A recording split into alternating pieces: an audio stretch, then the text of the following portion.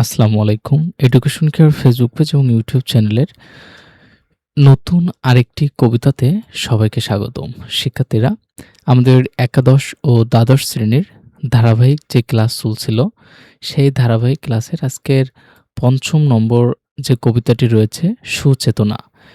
আজকের ক্লাসে থাকছে এই সুচেতনা কবিতাটির সম্পূর্ণ ব্যাখ্যা। তো শিক্ষার্থীরা দেরি না করে চলো শুরু করা যাক আজকের কবিতাটি। সুচেতনা, যেটা লিখেছেন কবি জীবনানন্দ দাশ। এই কবিতাটির লাইন বাই লাইন ব্যাখ্যা এবং মূল ভাব থাকবে আজকের ক্লাসে। আমরা শুরুতেই সুচেতনা কবিতাটির মূল ভাবটি জেনে নিই। সুচেতনা কবিতায় জীবনানন্দ দাশ মানুষের মনের ভেতরের এক পবিত্র ও নির্মল ভাবনার কথা বলেছেন, যাকে তিনি দূরের একটি দ্বীপের সঙ্গে তুলনা করেছেন। তিনি বলেন, এই পৃথিবীতে যুদ্ধ, রক্তপাত ও নানান দুঃখ থাকলেও এগুলো জীবনের শেষ কথা নয়। জীবনের অভিজ্ঞতা থেকে তিনি জানান, মানুষকে ভালোবাসতে গিয়ে অনেক সময় তার হাত দিয়েই প্রিয়জনরা কষ্ট পেয়েছেন। পৃথিবী আজ অসুস্থ ও দুঃখে ভরা, তবুও মানুষ এই পৃথিবীকে ভালোবাসে এবং তার কাছে কৃতজ্ঞতা থাকে। কবির বিশ্বাস, মানুষের শুভবুদ্ধি বা সুচেতনার আলোয় জ্বালিয়ে একদিন পৃথিবীতে মুক্তি এগিয়ে নেওয়া সম্ভব, যদিও তা খুব সহজ কাজ নয় এবং বহু মহান মানুষের দীর্ঘ সময়ের প্রচেষ্টার দরকার। তিনি বলেন, আমরা ক্লান্ত হলেও হাল ছাড়ব না। অদম্য নাবিকের মতো একদিন সুন্দর মানব সমাজ গড়ে তুলব, তবে তা আজ নয়, অনেক দূর ভবিষ্যতে। কখনো মনে হয় এই দুঃখের পৃথিবীর জন্ম না নিলেই ভালো হতো, কিন্তু আবার শিশির ভেজা উজ্জ্বল সকালে মনে হয় জন্ম নিয়ে আমরা অনেক সুন্দর জিনিস পেয়েছি। শেষ পর্যন্ত কবির গভীর আশা প্রকাশ পায় এই কবিতায় যে গভীর অন্ধকার রাতের মাঝেও এক অনন্ত সূর্যোদয় লুকিয়ে আছে। অর্থাৎ সব সংকটের মধ্যেও মানুষ মুক্তি ও আলোর পথ শেষ হয় না। শিক্ষার্থীরা, এখন আমরা আমাদের যে সুচেতনা যে কবিতাটি রয়েছে, এই কবিতাটির লাইন বাই লাইন ব্যাখ্যাটা আমরা জেনে নিব। আমাদের চ্যানেলের ধারাবাহিক ক্লাসগুলো তোমার কেমন লাগতেছে এটা কমেন্টে অবশ্যই জানায়ও। আর আমাদের উপরে আরও 4টা ক্লাস হয়ে গিয়েছে। যদি তোমরা ক্লাসগুলো না করে থাকো, তাহলে চ্যানেলে ঢুকে কোর্স অথবা প্লেলিস্টের ভেতরে গেলেই ধারাবাহিকভাবে তোমরা ক্লাসগুলো পেয়ে যাবে। এখানে আমাদের প্রথম কবিতার লাইনে বলা হচ্ছে, সুচেতনা তুমি এক দূরতর দ্বীপ, বিকেলের নক্ষত্রের কাছে। এখানে কবি সুচেতনাকে একটি দূরের দ্বীপের সঙ্গে তুলনা করেছেন। যেমন বিকেলের আকাশ নক্ষত্র দেখা যায় না, তেমনি সুচেতনাও খুব সহজে চোখে পড়ে না। এটি মানুষের ভেতরে থাকা এক গভীর, সূক্ষ্ম ও পবিত্র মানবিক চেতনা, যা সবার মধ্যে জাগ্রত থাকে না। তাই কবি এখানে দূরতর দ্বীপ বলেছেন। যেইখানে দারুচিনি বনানীর ফাঁকে নির্জনতা আছে। এই সুচেতনার জগৎ খুবই শান্ত ও নির্জন। দারুচিনি বনানী বলতে সবুজ, সুন্দর ও সুন্দর প্রকৃতি ইঙ্গিত দেওয়া হয়েছে। অর্থাৎ সুচেতনা এমন এক জায়গা যেখানে হিংসা, যুদ্ধ বা কোলাহল নেই, আছে প্রশান্তি ও একাকিত্ব। কবি বোঝাতে চেয়েছেন, এই শুভ চেতনা পৃথিবীর ভিড় ও অশান্তির মধ্যে খুব কম জায়গাতেই পাওয়া যায়, কিন্তু যেখানে আছে সেখানে গভীর শান্তি বিরাজ করছে। এই পৃথিবীর রণরক্ত সফলতা সত্য, তবু শেষ সত্য নয়। এই লাইনে কবি বলছেন, পৃথিবীর ইতিহাসে যুদ্ধ, রক্তপাত, ক্ষমতার লড়াই ও বাহ্যিক সাফল্য সবাই বাস্তব সত্য। মানুষ যুদ্ধ করে, অন্যকে হারিয়ে জয়লাভ করে, ক্ষমতা অর্জন করে, এগুলো অস্বীকার করার উপায় নেই। কিন্তু কবির মতে এগুলোই মানুষের জীবনের চূড়ান্ত বা শেষ সত্য নয়। যুদ্ধ বা রক্তপাতের মধ্যেই মানব জীবনের আসল অর্থ শেষ হয়ে যায় না। এর চেয়েও বড় সত্য আছে মানবতা, ভালোবাসা, শুভচেতনা ও শান্তির আকাঙ্ক্ষা। কবি বিশ্বাস করেন, এই মানবিক মূল্যবোধ একদিন পৃথিবীতে প্রকৃত সত্য হয়ে উঠবে। আজকের অনেক রূঢ় রৌদ্রে ঘুরে ফিরান।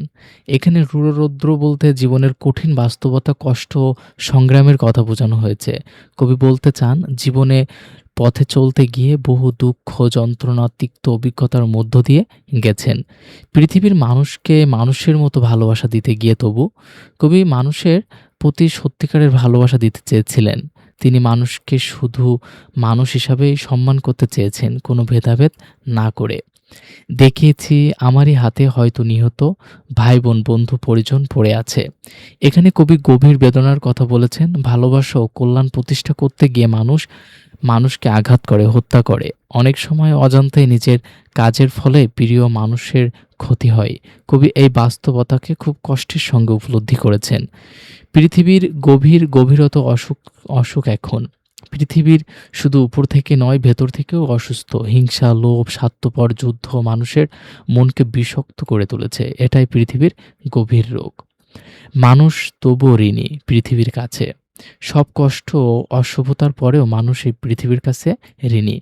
কারণ এই পৃথিবীতেই মানুষের জন্ম নেয়, জীবনে শেখে, ভালো-মন্দ বোঝে এবং মানবিক চেতনার মূল্য উপলব্ধি করে। সুচেতনা, এই পথে আলো জ্বেলে, এ পথেই পৃথিবীর করুণ মুক্তি হবে। এখানে কবি সুচেতনাকে আহ্বান করে বলেছেন, এই অন্ধকার সংকটপূর্ণ পৃথিবীতে শুভ চেতনার আলো জ্বালাতে হবে। হিংসা, যুদ্ধ, লোভ ও অমানবিকতার অন্ধকার থেকে পৃথিবীকে মুক্ত করার একমাত্র পথ হলো মানবিকতা, ভালোবাসা ও নৈতিক চেতনার জাগরণ। এই পথ ধরেই ধীরে ধীরে ক্রমে পৃথিবীতে মুক্তি এগিয়ে আসবে। সে অনেক শতাব্দীর মনীষীর কাজ। কবি বোঝাতে চান, পৃথিবীর এই মুক্তি একদিন বা অল্প সময় সম্ভব নয়। বহু শতক ধরে জ্ঞানী, চিন্তাশীল ও মানবদরদী মানুষের সাধনা, ত্যাগ ও সংগ্রামের ফলেই এই আলোকিত পৃথিবী গড়ে উঠবে। অর্থাৎ সুচেতনার পথ দীর্ঘ, কিন্তু সেটিই সঠিক পথ। এই বাতাস কি পরম সূর্য করোজ্জ্বল? এই লাইনে কবি আশার ইঙ্গিত দিয়েছেন। চারপাশে অন্ধকার ও হতাশা থাকলেও কবি অনুভব করেন বাতাস যেন সূর্যের আলো মিশে আছে। অর্থাৎ ভবিষ্যতে পৃথিবীর আলোকিত হবে, মানবিকতার জয় হবে। এই আশাবাদ কবির মনে জেগে উঠেছে। প্রায় তত দূরে ভালো মানব সমাজ। কবি কল্পনা করে বলেন, এমন এক সুন্দর মানব সমাজের যেখানে মানুষ মানুষকে ভালোবাসবে, হিংসে বা অন্যায় থাকবে না। এই সমাজে এখনো অনেক দূরে, কিন্তু একেবারেই অসম্ভব নয়। আমাদের মতো ক্লান্তহীন নাবিকের হাতে গড়ে দেব। এখানে মানুষকে নাবিকের সঙ্গে তুলনা করা হয়েছে। জীবনের ঝড়-ঝঞ্ঝায় মানুষ ক্লান্ত হলেও হাল ছাড়ে না। এই সংগ্রামী, পরিশ্রমী মানুষদের হাতেই একদিন সুন্দর সমাজ গড়ে উঠবে। আজ নয়, টের দূর অন্তিম প্রভাতে। এই মানবিক সমাজ আজই তৈরি হবে না। অনেক সময়, ত্যাগ ও সংগ্রামের পর একদিন ভোরের মতো নতুন আলোর আগমন ঘটবে। তখনই সেই কাঙ্ক্ষিত সুন্দর মানব সমাজ প্রতিষ্ঠিত হবে। মাটি পৃথিবীর টানে মানব জন্ম ঘরে কখন এসেছি। এখানে কবি বলেছেন, প্রকৃতি ও পৃথিবীর আকর্ষণে মানুষ হিসাবে তার জন্ম হয়েছে। মানুষের জন্ম কোনো ব্যক্তিগত সিদ্ধান্ত নয়, এটি পৃথিবীর স্বাভাবিক নিয়ম ও টানের ফল। এসে যেন গভীরতর লাভ হলো, সেসব বুঝেছি। কিন্তু পরে কবি উপলব্ধি করেন, এই জন্ম শুধু কষ্টের নয়, এর মধ্যে গভীর মূল্য ও লাভ আছে। মানুষ হয়ে জন্ম নিয়ে তিনি জীবনের সত্য ও মানবিকতার চেতনাকে বুঝতে পেরেছেন। শিশির শরীর ছুঁয়ে সমুজ্জ্বল ভোরে। শিশির ভেজা ভোর নতুন দিনের প্রতীক। এই মুহূর্তে কবি জীবনের সৌন্দর্য ও আশার আলো অনুভব করেন। অর্থাৎ দুঃখের মধ্যেও জীবনের সুন্দর দিক আছে। দেখেছি যা হলো হবে, মানুষের যা হবার নয়। কবি কষ্টের সঙ্গে লক্ষ্য করেছেন, মানুষ অনেক সময় মানুষ হওয়ার কথা ভুলে গিয়ে অমানবিক হয়ে ওঠে। যা হওয়ার কথা ছিল না, তাই অনেক সময় ঘটে। শাসিত রাত্রির বুকে সকলই অনন্ত সূর্যোদয়। এই লাইনে কবির চূড়ান্ত আশাবাদ প্রকাশ পেয়েছেন। যত গভীরে অন্ধকার থাকুক, তার মধ্যেই অসীম সূর্যোদয়ের সম্ভাবনা আছে। অর্থাৎ অশুভের মাঝেও শুভ, অন্ধকারের মাঝেও আলো একদিন অবশ্যই জেগে উঠবে। এই বিশ্বাসী কবির মূল কথা। শিক্ষার্থীরা, এই ছিল তোমাদের সুচেতনা যে কবিতাটি রয়েছে, যেটা লিখেছেন জীবনানন্দ দাশ। এই কবিতাটির সহজ ব্যাখ্যা এবং এই কবিতাটির মূল ভাব।